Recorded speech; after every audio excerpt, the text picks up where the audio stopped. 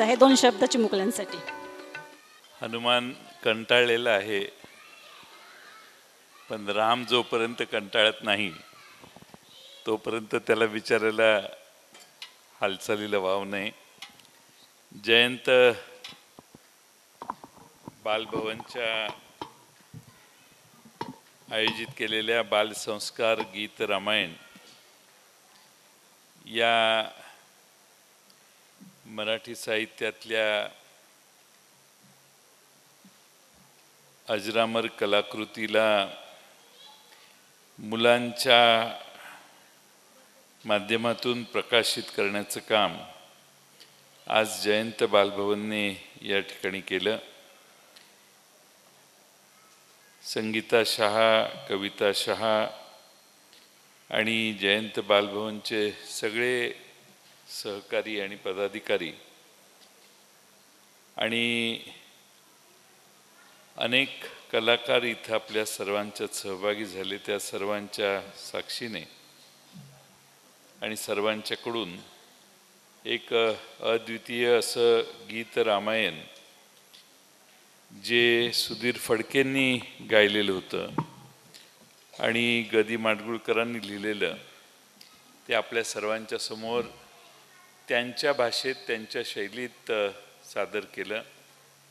आज दिलीप तात्या देखील नातवांना घेऊन या कलाकृतीचा आस्वाद घेण्यासाठी आलेले आहात.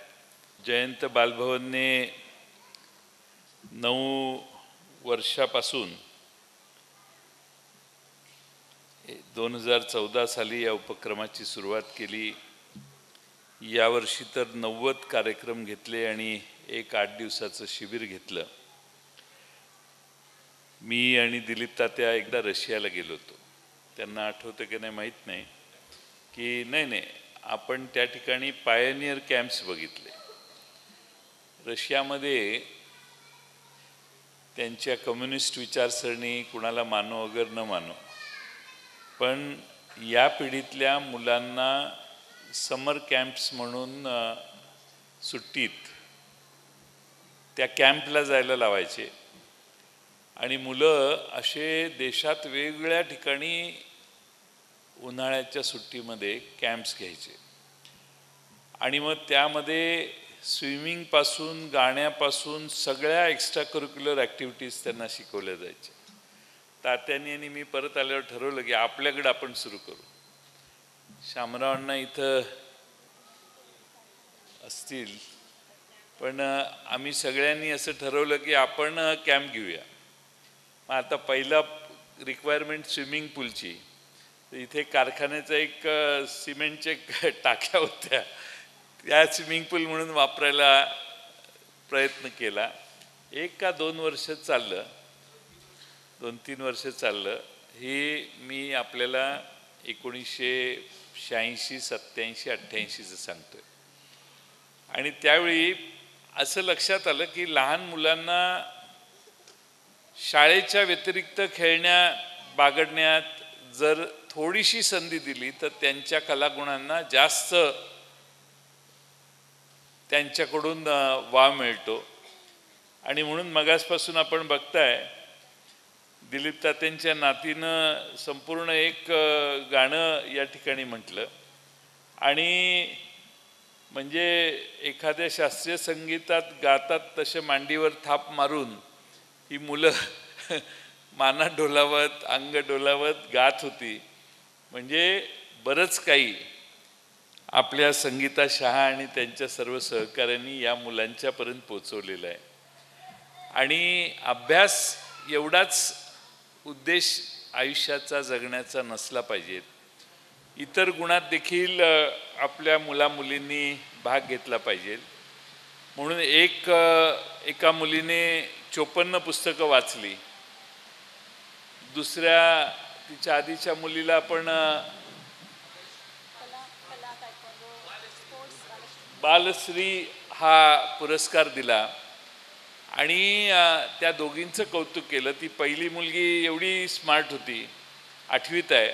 दुसरी 8वीत होती, जिने 54 पुस्तकं वाचली. वाचन हा विषय आता आपल्या लोकांच्यापासून लांब गेला आहे आणि जगामध्ये खास करून अमेरिकेतल्या प्रत्येक शाळेमध्ये तुम्हाला शाळेतनं पुस्तकं घेऊन जाता येतात आणि ती वाचून परत द्यावी लागतात आणि त्या पुस्तकावर छोटेसे बाळबोध किंवा त्या पुस्तकाच्या आधारित प्रश्न विचारले जातात आणि जी मुलं जास्त पुस्तकं वाचतात त्यांना तशा पद्धतीनं त्यांच्या वर्षाच्या प्रगतीत त्याचा उल्लेख केला जातो. त्यामुळं वाचन संस्कृती आपण सोडलेली अलीकडं, जी पाश्चात्य राष्ट्रांनी अजून सोडलेली नाही आणि म्हणून आपल्या मुलांना वाचायला शिकवणं आणि वाचायला लावणं हे फार महत्त्वाचं आहे आणि म्हणून आपल्या जयंत बालभवनने वाचणाऱ्या मुलीचा सन्मान केला. याबद्दल जयंत बालभवनचं मी अभिनंदन करेन. आज गीत रामायण कार्यक्रम आयोजित केलेला, मी फार लहान होतो त्यावेळी सुधीर फडकेंचा मुंबईच्या शिवाजी मंदिरमध्ये एक अतिशय उत्कृष्ट गीत रामायणाचा 3-3.5 तास कार्यक्रम झालेला आणि ते गीत रामायण एवढं इफेक्टिव्ह असायचं की महिला वगैरे रडायच्या. आम्ही लहान होतो त्यावेळी बघायला गेलेलो, तर गीत रामायण सुधीर फडके इतकं जिवंत करून दाखवायचे की प्रचंड त्यांच्या गाण्यामध्ये ताकद होती आणि घळाघळा महिला आणि सगळे रडायला लागायचे. एवढं ते गीत रामायण रंगवून ते गदी माडगुळकरांचं लोकांच्या समोर सादर करायचे. मुळात ही कल्पना येणं, गीत रामायण मुलांच्याकडून सादर करणं, हे मला नाही वाटत कोणी भारतात केलेलं असेल. पण तुम्ही एवढ्या लहान मुलांना साथीला घेऊन गीत रामायण पुन्हा एकदा अतिशय सुरेल पद्धतीनं संगीत कला वर्गाच्या माध्यमातून इथं सादर केलं, याबद्दल तुमचं अभिनंदन. 25 मुलं 1 वर्षापासून गीत रामायण शिकून सादर करण्याचा प्रयत्न करत आहेत. कावेरी कळेकर या प्रशिक्षिका आहेत, त्यांचाही सन्मान आता मगाशी झाला. विनायक वाडेकर संगीत साथ करतात आणि वाई आणि मुंबईमधून मुलं ऑनलाईन शिकत होती. त्यातली ही लाल बँड घातलेली, हेअर बँड घातलेली मुलगी वाईची आहे आणि तिने ऑनलाईन शिकून आज इथं डायरेक्ट परफॉर्मन्सला आलेली आहे. म्हणजे मुलं किती धाडशी आहेत बघा. असं म्हणत नाहीत की तिकडं कुठं जायचं, इस्लामपूरला कोण आहे ओळखीचं नाहीत, काय नाहीत, पण ऑनलाईनमध्ये ती एवढी समरस झाली मुलगी की तिने इथे येऊन अतिशय सहजगत्या या मुलांच्यात भाग घेतला. आज प्रियलने तिला बालश्री पुरस्कार मिळाला, तिचं कौतुक झालं आणि तिच्याशी 2-4 शब्दच मी बोललो. पण मला वाटतं आईवडिलांचं नाव ही मुलगी काढेल यात काही माझ्या शंका नाही आणि एकच मुलगी आहे त्यांना. त्यामुळं एकच मुलगी आणि ती एवढी हुशार आहे म्हटल्यावर काही चिंतेचं कारण नाही. आणि त्यानंतर वाचनवेडा पुरस्कार हा अमूल्य कालखामकर यांना मिळाला. ती कुठं गेली? ती पण एकच मुलगी आहे. बरोबर आहे ना? त्यामुळं एकच मूल आणि पूर्ण लक्ष केंद्रित करून जर त्यांना आपण मागे लागलो तर फार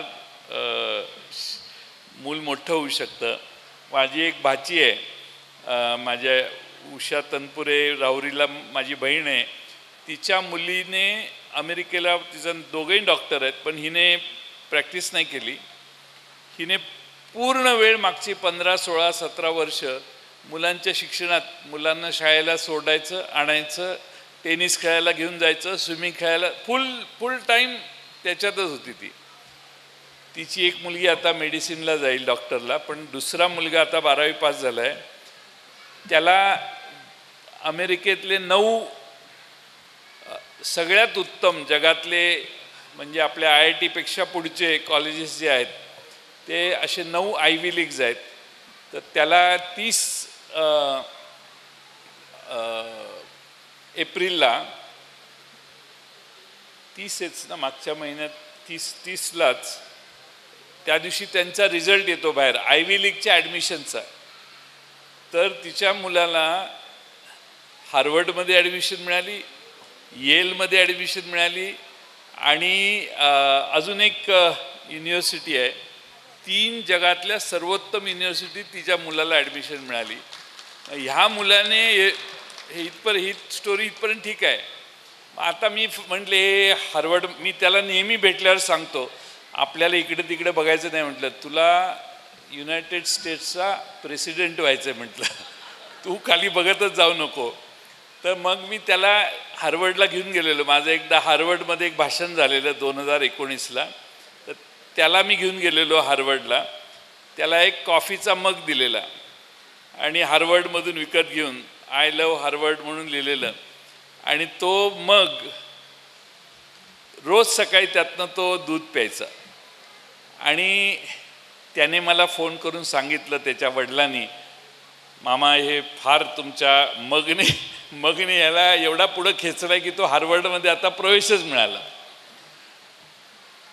8 दिवसाने सगळे युनिव्हर्सिटी भेटी 12वीतला मुलगा त्याने भेटी देऊन आल्यावर मला फोन केला आणि म्हटला, आजोबा आय एम एक्स्ट्रीमली सॉरी. म्हटलं काय झालं? मला त्या कपला आता फसवावं लागणार आहे. म्हटलं काय झालं? तर म्हटलं मी हार्वर्डला ॲडमिशन रिजेक्ट केली, मी नाही म्हणून सांगून आलो आहे, मी येलला ॲडमिशन घेणार आहे. का तर माझ्या कोर्सला येल जास्त पुढं आहे. 12वीतला मुलगा, आपण तर येण्यासारखं हार्वर्डलाच घेतलं असतं. पण मी सांगतोय बरं का इकडनं फोन करून, अरे हार्वर्डला जगात किंमत आहे. पण मुलं आता स्वतःचं बुद्धी वापरतात. तो येलला गेला.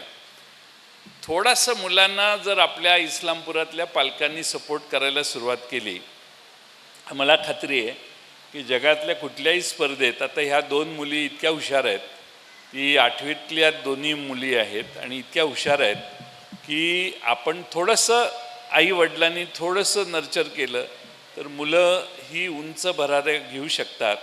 आणि म्हातारपण चांगलं जायचं असेल तर मुलांना तरुणपणी पूर्ण वेळ दिला तर भविष्यकाळ चांगला जाऊ शकतो. मी मगाचपासून बघतोय तर इथं बहुतेक आजोबा लोक मुलांना घेऊन आलेले आहेत.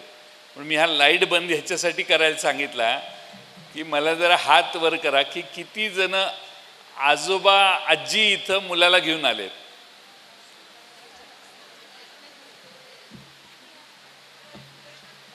आणि आई वडील घेऊन आलेत त्यांनी हात वर करा. आई वडील समान आहे, पण हळूहळू ही आई वडिलांची संख्या कमी होईल असं मला वाटायला लागले. पण आजोबांना मुलांच्या ताब्यात, मुलं आजोबांच्या ताब्यात देणे आणि आपण कामाला लागणे, दुसऱ्या वेगळ्या संध्याकाळी आता काय हे बालसंस्कार वगैरे आपण जरा फिरून येऊया म्हणून जाणारे पालकांची संख्या अलीकडे जास्त असेल. पण ह्या दोन्ही प्रियल आणि आपली अमूल्या यांनी खरंच नाव लौकिक त्यांच्या घराचा, त्यांच्या आईवडिलांचा वाढवलं आहे. प्रतिभा शहा, कविता शहा, शोभा पाटील, सुनीता सपकाळताई, सीमा शहा, कावेरी कळेकर, हेमांगी जंगम, श्रद्धा कुलकर्णी, स्वाती फल्ले, नैना शहा, शैलजा पाटील, वनिता शहा, वर्षा शहा, मिनल दीक्षित, ऋतुजा कळेकर, नेहा शहा, समृद्धी पाटील, संगीताताई पेटकर, योगिता पाटील या सगळ्या बालभवनच्या मंडळात कार्यरत आहेत. तुम्हा सर्वांचे अथक परिश्रम आजच्या कार्यक्रमाला यशस्वी करण्यासाठी झाले. 16 फेब्रुवारी 2014 साली म्हणजे 9 वर्ष या आपल्या उपक्रमाला झाली. या उपक्रमात या मुलांना आणि असंख्य मुलांना आपण प्रेरणा देण्याचं, त्यांची जागृती करण्याचं काम आपण सगळ्यांनी केलं. याबद्दल आपल्या बालभवनच्या सगळ्या भगिनींचं मनःपूर्वक अभिनंदन करतो. आज ज्यांना पुरस्कार मिळाले आहेत किंवा या ठिकाणी सर्टिफिकेट मिळाले, त्या सर्टिफिकेटवर नावं लिहायची आहेत तुमची सगळ्यांची. त्यामुळे चांगल्या सुवाच्य अक्षरात घरी जाऊन घरातलं सगळ्यात चांगलं अक्षर ज्यांचं असेल त्यांच्याकडे पेन चांगलं देऊन तुम्ही तुमचं स्वतःचं नाव लिहून घ्या. घरी गेल्यावर घरात बेस्ट जे लिहिणारे अक्षर ज्याचं चांगलं, घरात अक्षर आईवडिलांचं भावाचं चांगलं नसेल तर शेजारच्याला बोलवा, पण उत्तम अक्षर लिहून घ्या. अक्षराने तुमचं स्वतःचं नाव लिहून घ्या. सर्व मुलांचं मी अभिनंदन करतो. गीत रामायण या निमित्तानं आपणा सर्वांच्या कानावर गेलं. त्या हनुमान जरा कंटाळलेला होता, पण राम इथं आलेला आहे आता टी शर्टमध्ये. लव आणि कुश तर ते तंबू राहतात होता, ते शेवटी क्रिकेटची बॅट म्हणून वापरायच्या नादात होते. आणि रामाच्या भात्यात काही बाण शिल्लक राहिलेले नव्हते, त्यामुळे राम, लक्ष्मण आणि सीता कुठे गेली आपली? सीता गेली. पण हे जिवंत आपल्यासमोर उभा केलं आणि या मुलांनी इतका वेळ कड काढला. एवढा वेळ कड काढणं हे काही सोपं काम नाही. त्यामुळं या चारही जणांचं, हनुमानापासून सगळ्यांचं, मला वाटलं आज शनिवार आहे का, म्हणजे हनुमानाला आपला नमस्कार केला तर बरं होईल, पण ते म्हटले आज काय सोमवार आहे, त्यामुळं काही पुढं मला जमलं नाही. पण या सगळ्यांनी देखील अतिशय उत्तम कलाकृत आपल्यासमोर हा देखावा सादर केला. त्या सर्वांचंच आभार मानतो आणि माझे 2 शब्द पूर्ण करतो. धन्यवाद. धन्यवाद साहेब. गीत रामायणातील मुले आहेत त्यांचे पालक आणि जयंत बालभवनची टीम व्यासपीठावरती यावी अशी मी विनंती करते.